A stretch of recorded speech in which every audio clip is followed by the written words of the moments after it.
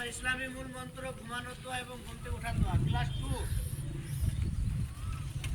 একবার আসনে এমন কেউ আছো ক্লাস 2 এর বা ছাত্রছাত্রীদের মধ্যে একবার আসনে এখানে কেউ এমন কেউ থাকলে চলে আসো।